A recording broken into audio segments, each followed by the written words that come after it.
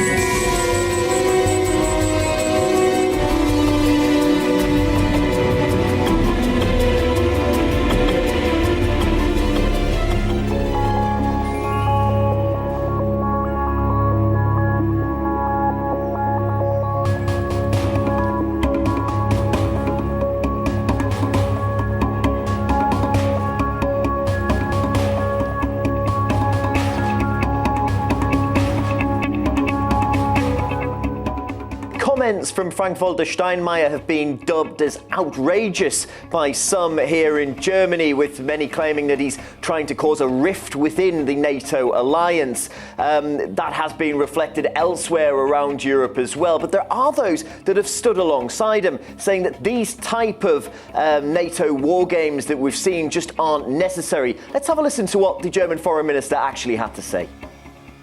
What we shouldn't do now is inflame the situation further through saber-rattling and warmongering. Whoever believes that a symbolic tank parade on the alliance's eastern border will bring security is mistaken.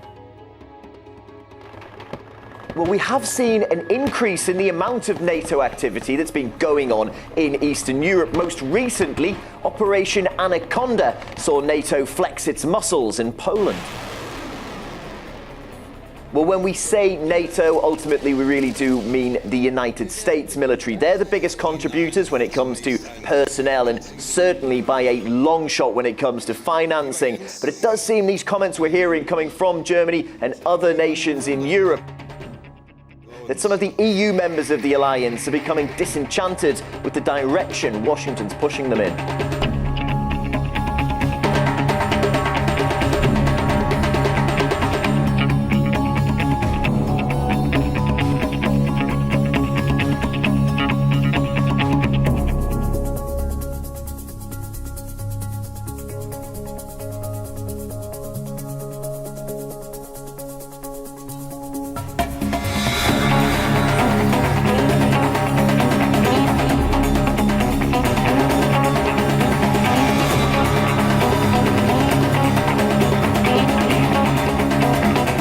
Russia is open for discussion and has repeatedly expressed its readiness for dialogue. However, we now again, as it was in the Second World War, don't see positive reactions. On the contrary, NATO is strengthening its rhetoric and its aggressive actions close to our borders.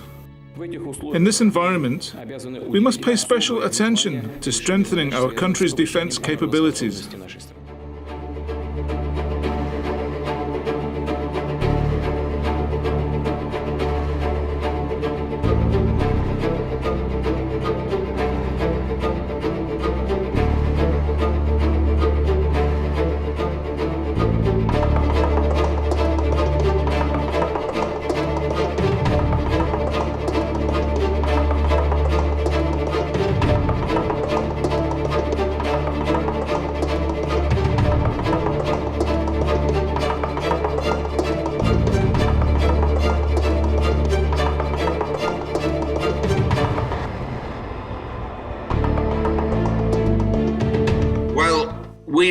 really came out of the 2007-2008 recession. We had massive fiscal stimulus. We had massive monetary stimulus. In other words, if you just throw money at the system, then spending goes up, but there are still huge imbalances. And in my view, the world is facing very, very low growth going forward, very low growth. And that there are structural reasons for that. We have a horrible, and I repeat, horrible bureaucracy in Brussels, the EU, that basically is a slave of the US. The US dictates a lot of policies in Europe, including they bought or blackmailed Mrs. Merkel to be hostile against Russia. Russia and Germany and Russia and Europe were historically very close to each other. But this has now changed. And actually, one reason I'm quite optimistic about Russia, I believe the people of Europe, they don't want to have an embargo against Russia. It's just the governments that do that. The ordinary people, they have actually a lot of sympathy for Russia and for Mr. Putin. We had already free trade for hundreds of years between different countries, and we had merchant families in the world that traded goods and so forth. I don't think that for free trade you need an EU or you need a Trans-Pacific Partnership. You can have bilateral agreements for free trade. What you certainly do not need for free trade is a country like the US that declares an embargo. They had an embargo against Myanmar. They had an embargo against Cuba. For what? They have an embargo against Russia. You think Russia cannot buy a Mercedes car? They can import everything through China. And the Americans, they think the embargo will hurt Russia. They're ridiculous. I have to laugh about these Panama Papers because it's obvious. It's another hidden attack against Russia, the Russian government, and other wealthy people around the world. Fact is simply, if I open a company in the British Virgin Islands, in Panama, anywhere in the world, I have to declare the beneficial ownership. But you don't have to declare the beneficial ownership in a Delaware company in the US. So it's a hypocritical act, once again, initiated by people in the US who want basically to put down foreign regimes. It's like if FIFA was an American organization, nothing would happen. But it happens that FIFA built up the biggest business in the world, which is soccer. And it happens that the World Cup will be played in Russia and not in the US. So obviously they target FIFA.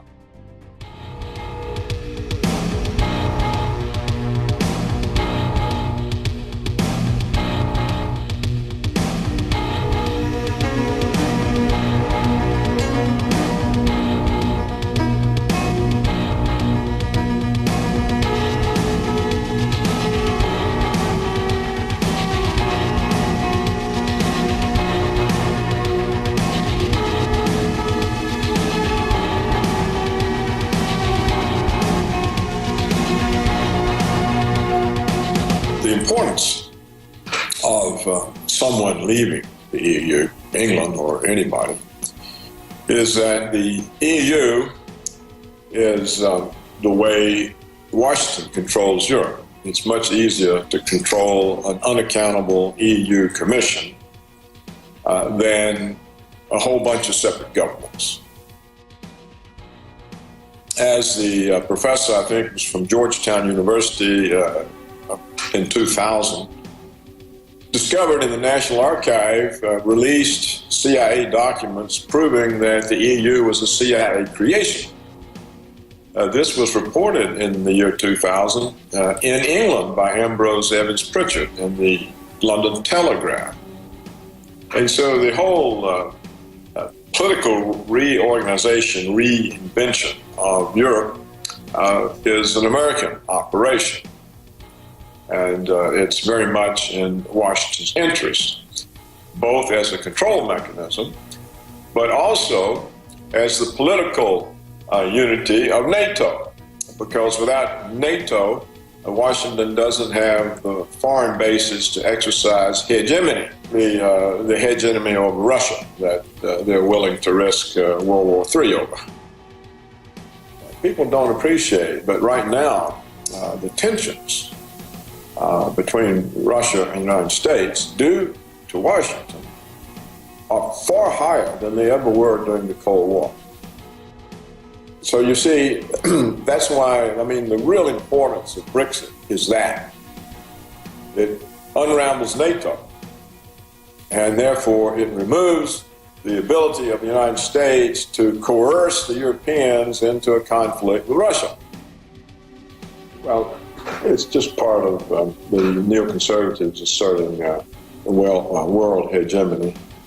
So that's a very serious problem for peace, because the Russians and Chinese are not going to submit to being American vassals like the European countries and Japan and Australia and Canada. So it's a recipe for conflict with two nuclear powers. There's no prospect whatsoever of the United States or NATO or both engaging Russia or China, much less both countries simultaneously, in conventional war. So the war would be nuclear, and there's no winners of that war. Life would simply cease. So it's very important in that sense that the political organization and military organization that Washington has set up and for its imperial uses, for expanding its empire, imposing its empire, be broken up. And so that's why it's important for Britain to leave, because I think it would begin an unraveling, particularly now that the EU is used by the richer northern countries, the Dutch, the Germans, to loot the poor southern countries like Portugal and Greece, Spain and Italy. With the EU now turning on its own members, there's plenty of reason for the system to unravel. So if a major member were to vote to exit, such as Britain, that would probably be the death knell of the EU, and that would in turn lead to the unraveling of NATO.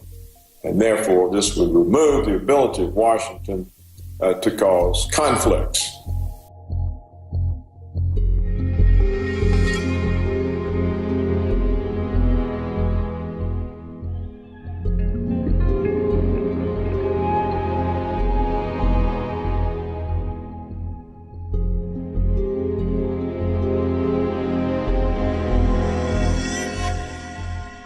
Europa wurde vorgesehen praktisch als Wirtschaftsunion, eine Kolonie, würde ich eher sagen, der Amerikaner, die zum Markt dient, aber niemals ökonomisch stärker werden darf als die amerikanische Wirtschaft. Wenn man die europäische Wirtschaft heute zusammenzählt, dann ist sie um etwa 10% stärker als die amerikanische. Das heißt, vom Bruttosozialprodukt aus gesehen. Und das wollen natürlich die Amerikaner nicht. Deshalb muss immer wieder die Europa runtergedrückt werden. Deshalb wurde die Krise 2007, 2008, 2009 geschaffen, die bis heute Auswirkungen hat, um den Euro zu drücken, damit er nicht stärker wird als der Dollar und den Dollar nicht aus der Weltwährung, das heißt aus der Weltreservewährung verdrängen könnte. Es gibt Leute, die sagen, die Europäische Union zerbricht am Euro. Ich würde es umgekehrt sagen. Ich würde sagen, die Währung, die zerbricht an einer Union, die gar keine ist, die keine Solidarität hat, die keine gemeinsamen politischen Ziele hat und die von außen manipuliert wird. Und von außen meine ich nicht nur von Brüssel, denn Brüssel selbst wird manipuliert von Washington. Die Europäische Union, so wie sie jetzt ist, sage ich mal, die kann nicht reformiert werden. Die kann, so wie sie heute gestaltet ist, mit der Bürokratie in Brüssel, mit den Diktatoren wie Juncker, der einfach die Regeln ändert, wie es ihm passt, kann die nicht reformiert werden. Und deshalb kann ich mir vorstellen, dass Brexit ein Zeichen ist für viele Länder, die sagen, na, yes we can. Ich glaube, es ist wirklich eine Chance für andere Länder nachzudenken und sich zu regruppieren und für sich selber zu sagen, tja, die Briten haben es gekonnt, wir denken immer noch darüber nach und haben Angst gehabt nach den Folgen, jetzt können wir es auch wagen.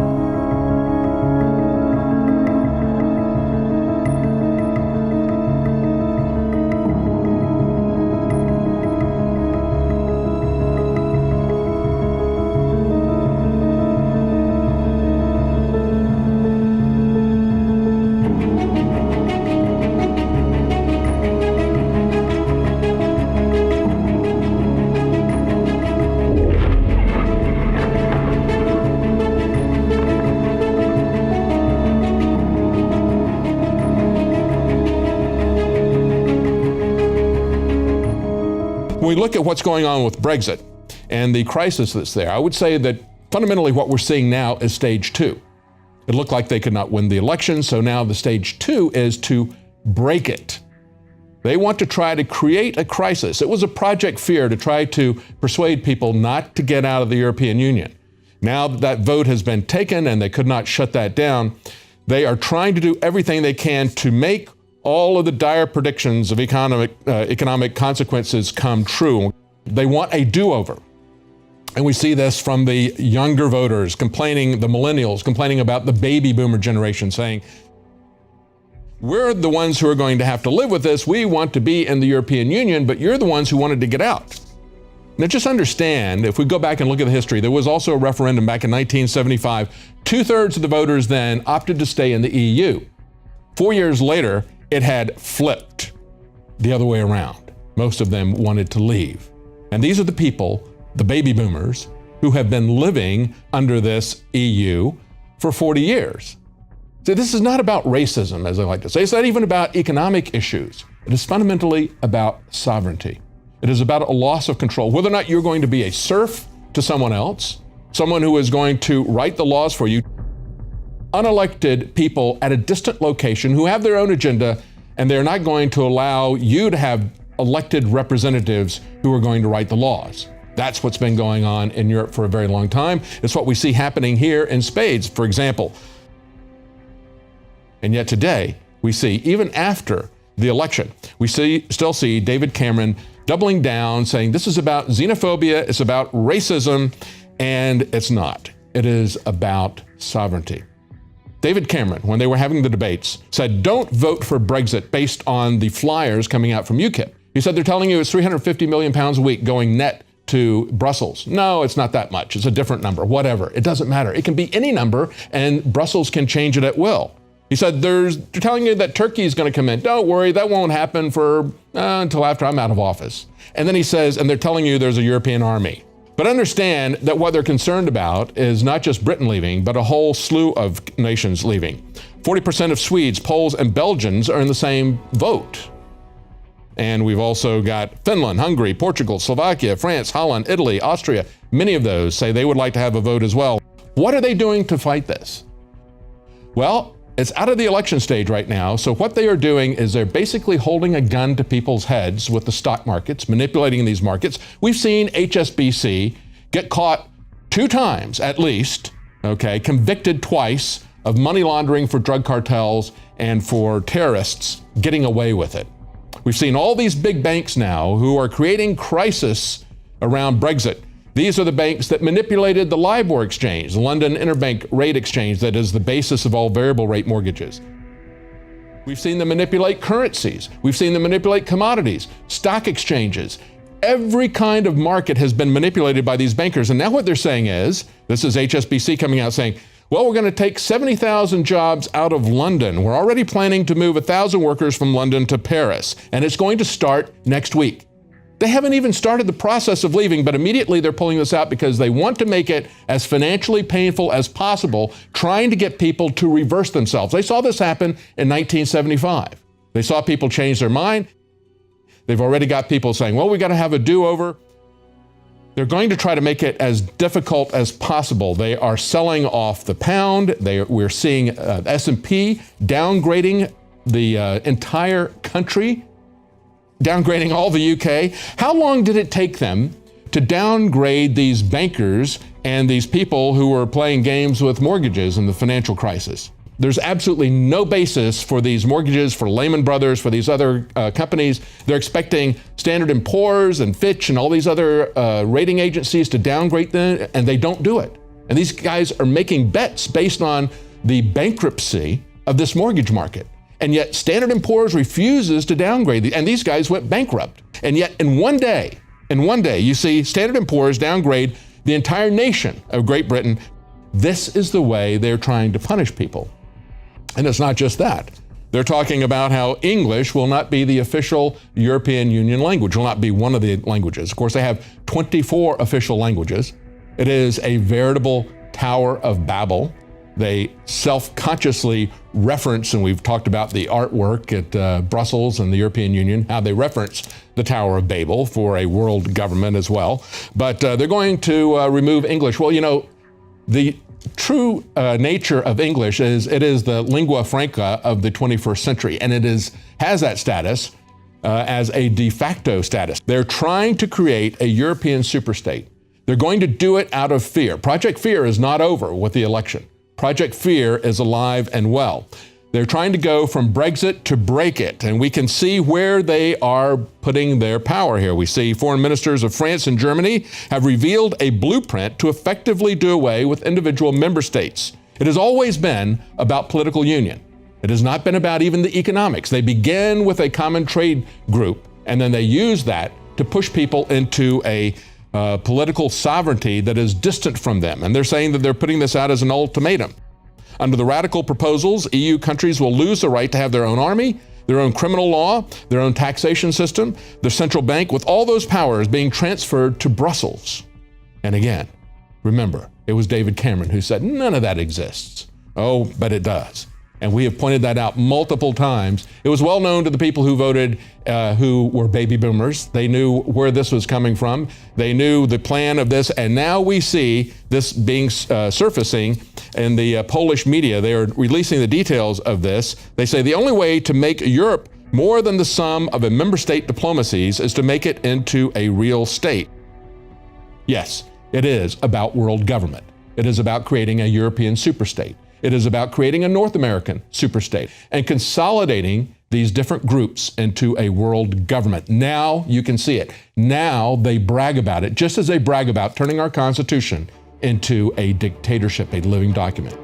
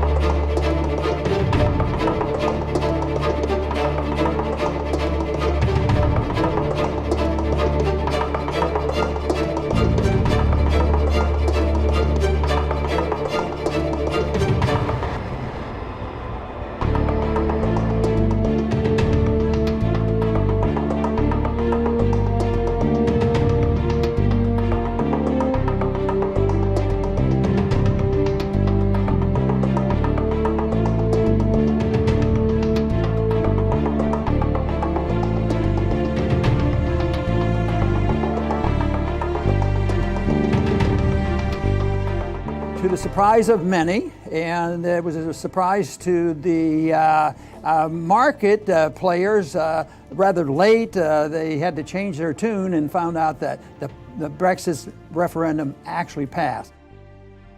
So I want to start with a question, Dr. Paul, for you.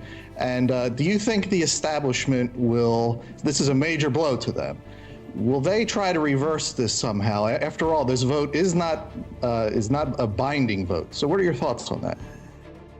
They never give up. It's sort of like the neocons in foreign policy.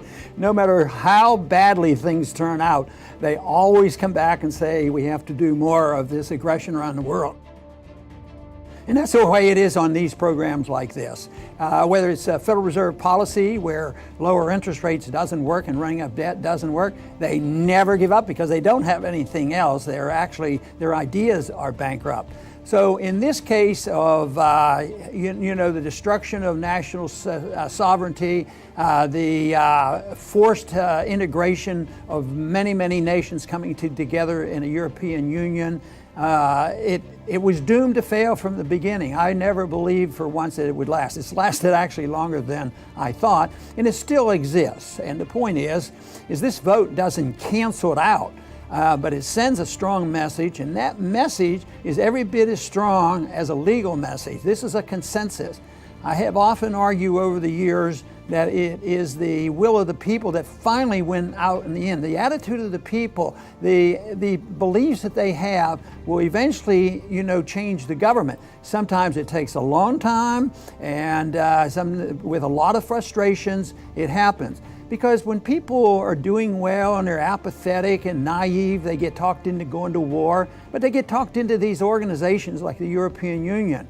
So it takes a while and takes a lot of time for people to really put it all together, and you obviously have to have a leader that tells them what's going on. And in this case, there was a principled British leader who was a member of the European Parliament, and that's Nigel Farage, and he has a lot of reasons to be very excited about this, and a lot of other people.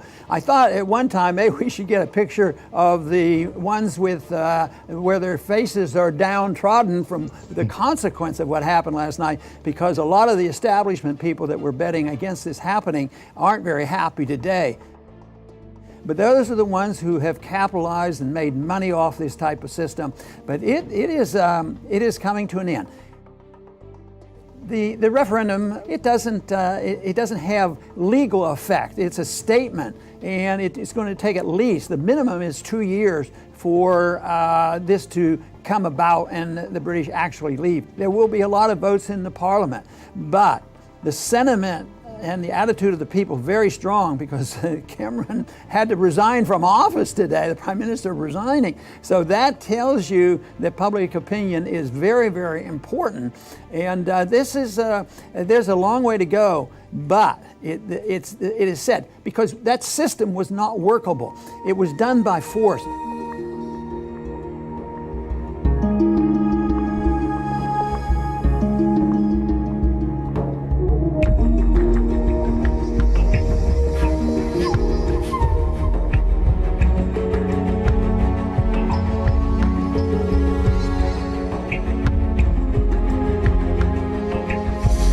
What a day when people ignored the entirety of the political establishment and said, we'll decide what happens, not what you tell us.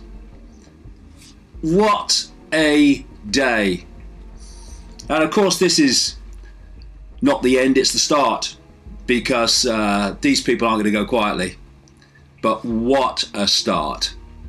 And we have had a situation where, against all the odds, the majority of the people who voted in this EU referendum have said bye-bye.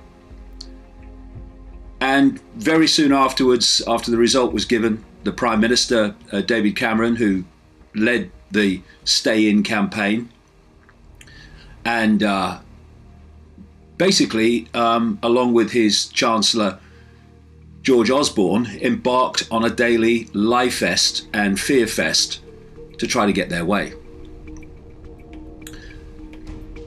But it's more than just a referendum result. It goes much deeper than that.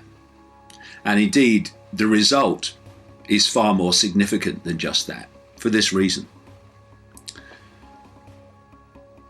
Week after week,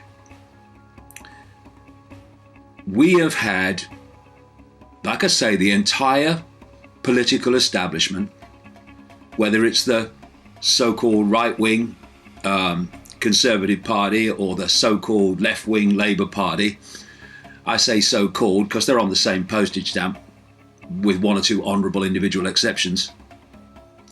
And the Scottish National Party, ditto. And others like the Liberal Democrats and the smaller parties like the Greens. We've had the trade unions in league with the corporations that the trade union is supposed to be protecting people from. We've had Barack Obama, US President. We've had the Governor of the Bank of England. We've had the International Monetary Fund. Other world leaders. Endless people representing the establishment and the political moneyed classes, telling what they consider, most of them, to be the serfs, that if they don't do what this elite wants, then there'll be dire consequences.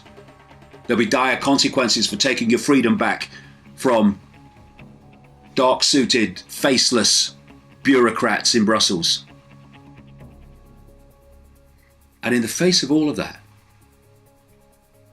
the British, the European, the global establishment, all as one, telling the British people how they should come into line and stay in the prison cell. A majority of the people that voted said, "Up yours, darling. We are deciding on our destiny, not you." And what we've seen is this shift from people listening to their masters and alleged betters, the political class of their particular party,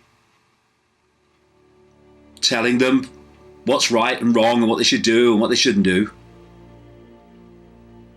This whole idea of we'll listen to this politician, then we'll listen to that politician and we'll decide what we'll do.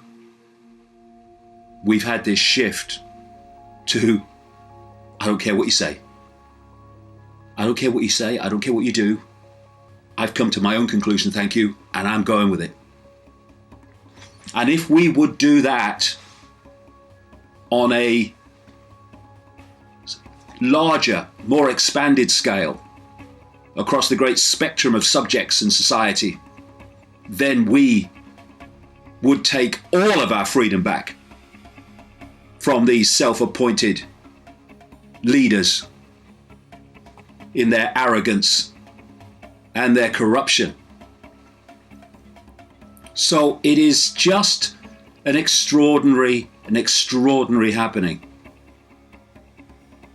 All the lies, all the intimidation, all the threats, all of that thrown at us. And still, the majority say, we've had enough, we're out of here. But like I say, this is just the start.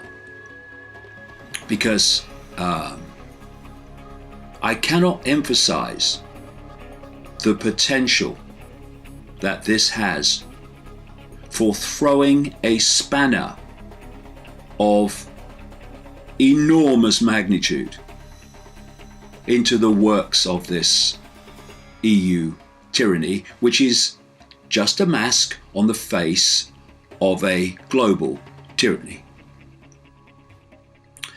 I've said I'm exposed over decades how the plan is for a world government, world central bank, world army evolved out of NATO, a world cashless currency. and a microchip population. And under that structure is designed to be a series of superstates. The one that's, of course, in place most and is further along the road to where it's designed to go, but nowhere near the end of where it's designed to go, is the European Union. And there are others around the world that are due to follow, just like that. And the idea is not that countries will leave the European Union. It is that more and more will be sucked in to the prison state. So, Britain voting to come out is their worst fricking nightmare.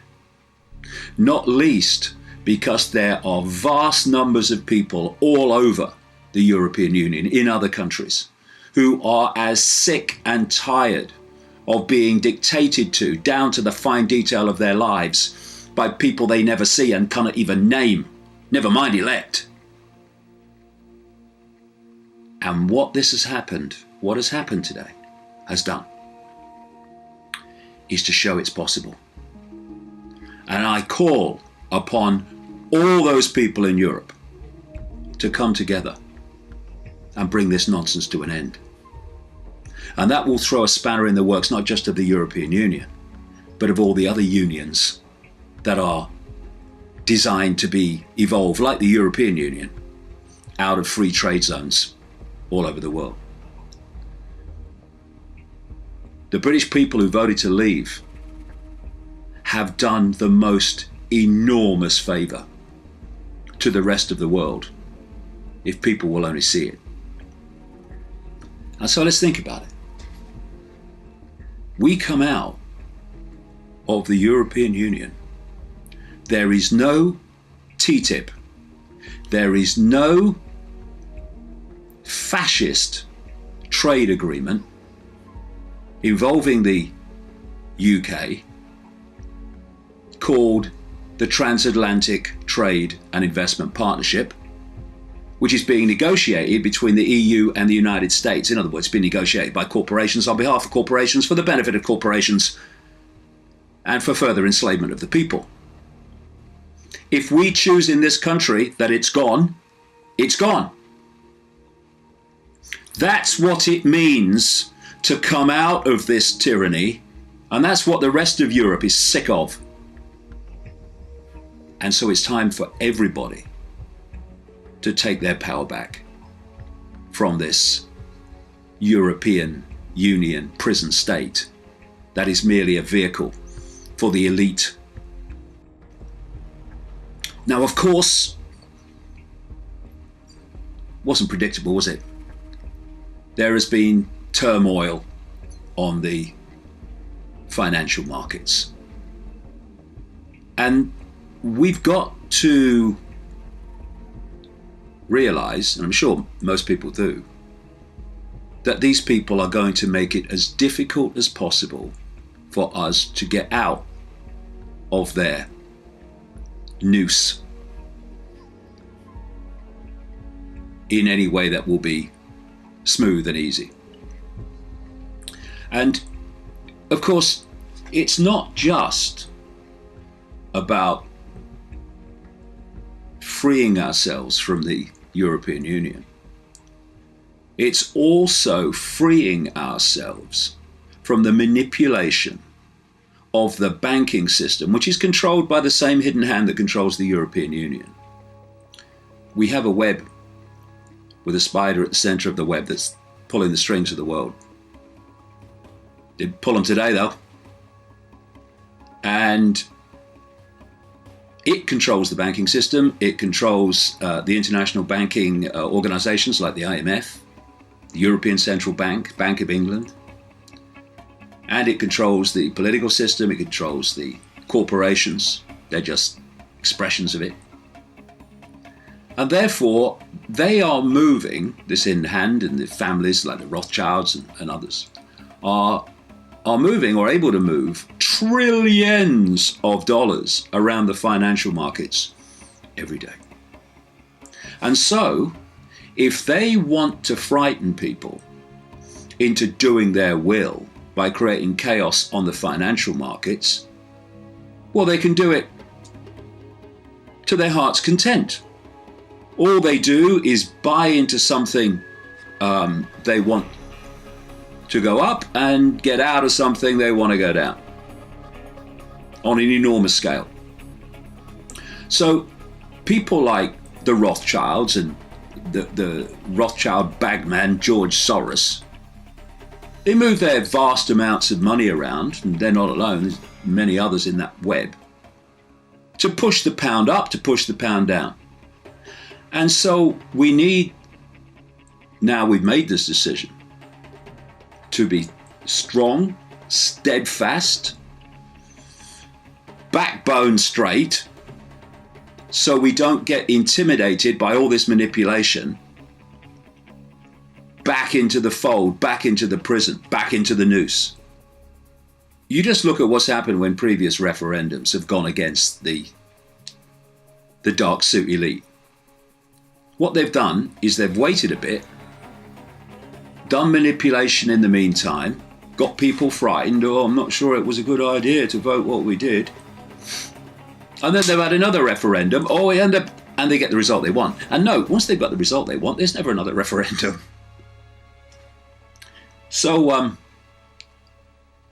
Cameron, the Prime Minister, has said that he's going to step down and someone else is going to take over to do the negotiations to get out. That's when you have to be hawk-like watching these people. They don't spin it like I've just said. Oh, we've got more from them now and we should stay in. And then there's Nicola Sturgeon,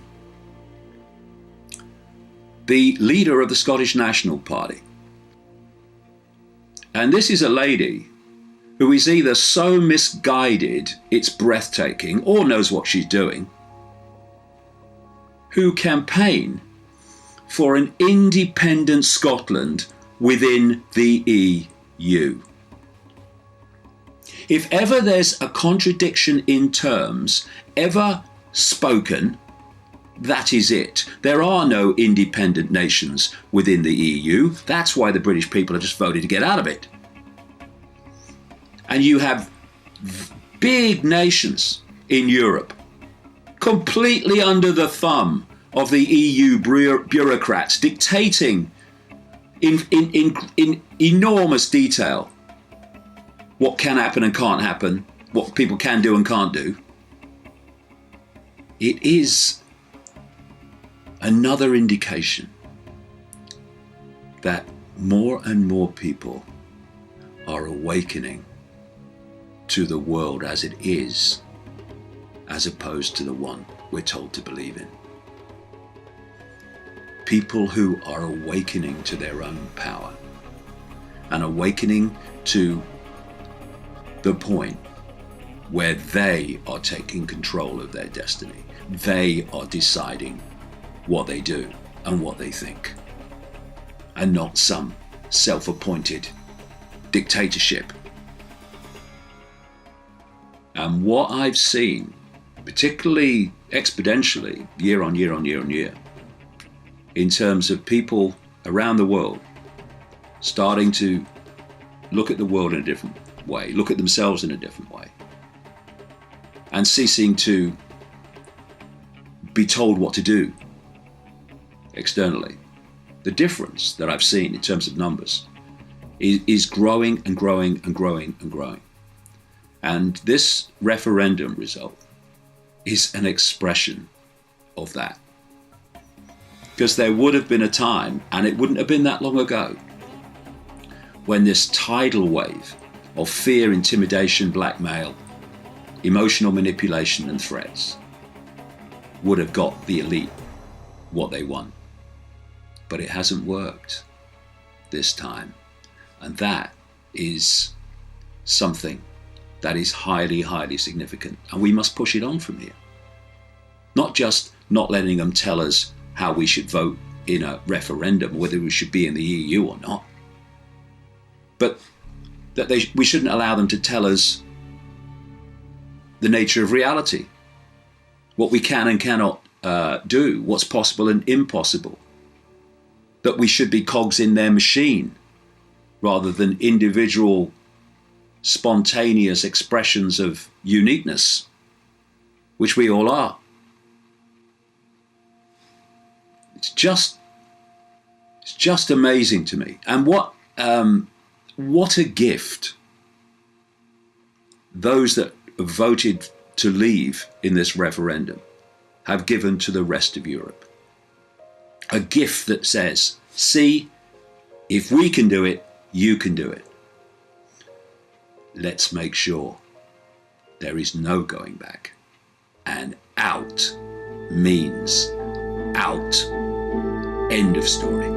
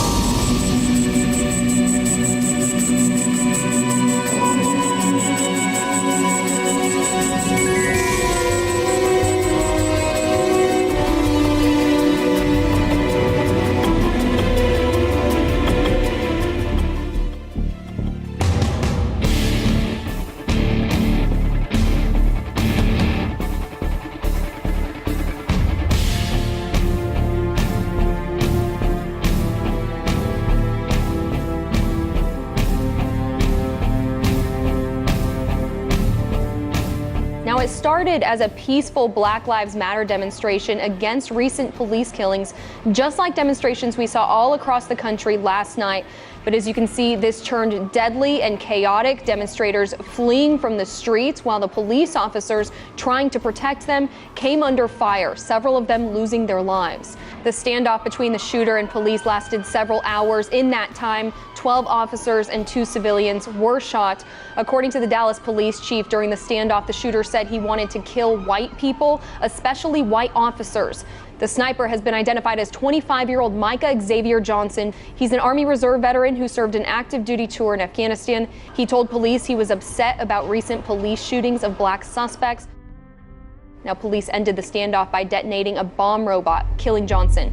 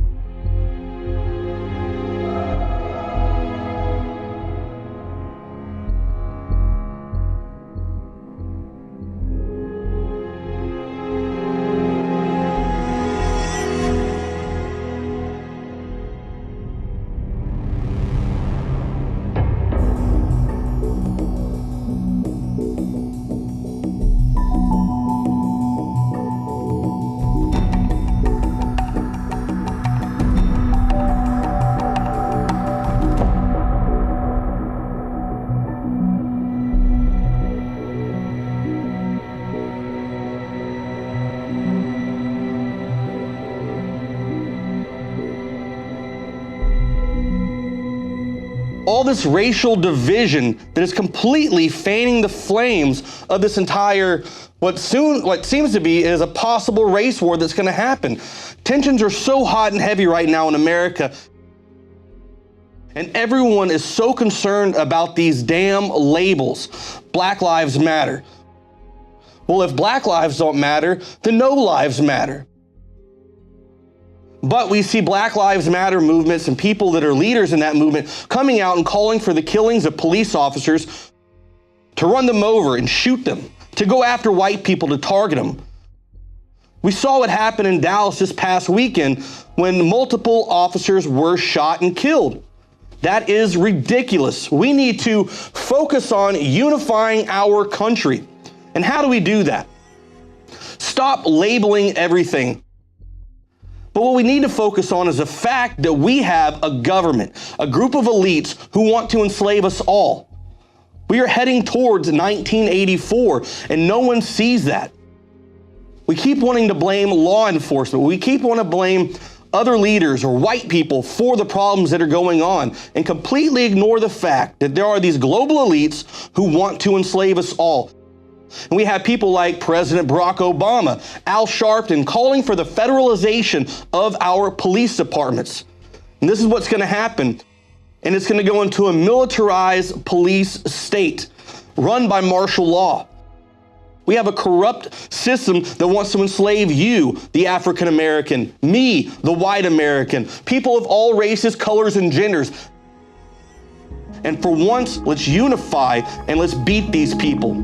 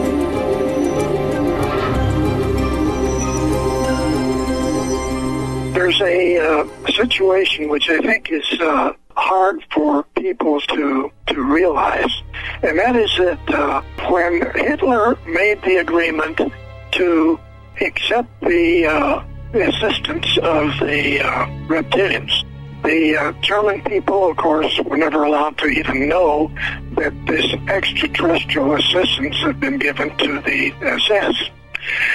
Now, when I said given, they were actually given the hardware, not just one class, but 7, 8 different classes and types, even large cigar-shaped space vehicles.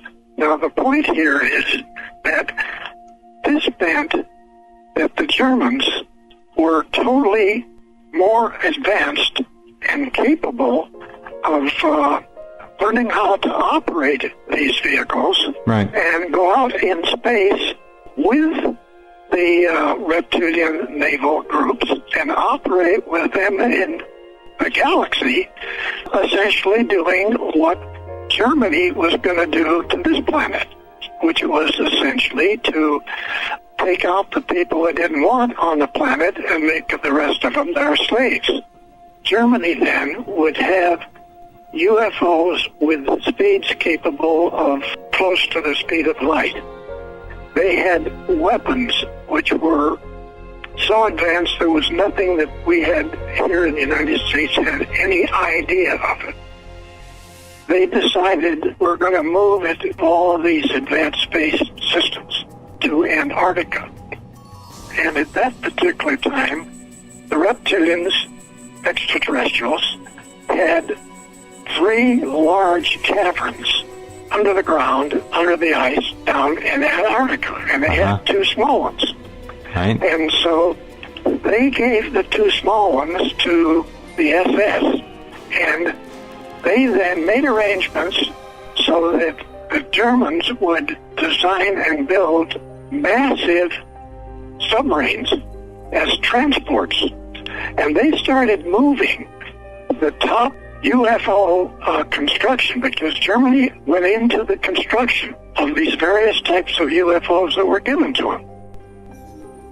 Those caverns, actually, they were like massive countries. And so what took place then is that as we were, the 8th Air Force and the British were taking Germany out by the bombings, we were like minutes, not years, from losing that war.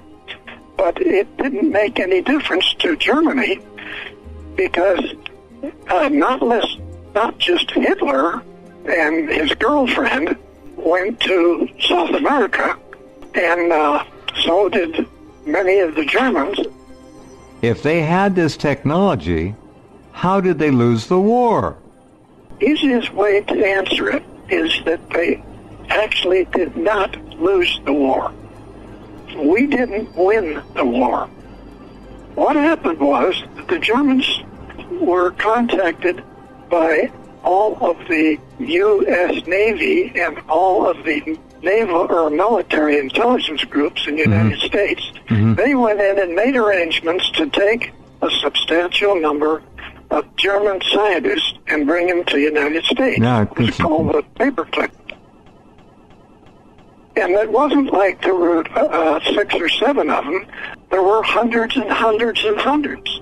Now, these Germans then actually were assigned into a thing called NASA. And they essentially made up 80 to 90% of NASA. But that wasn't their stop. They continued to distribute out through every top U.S. biomedical and corporations that were in aerospace companies.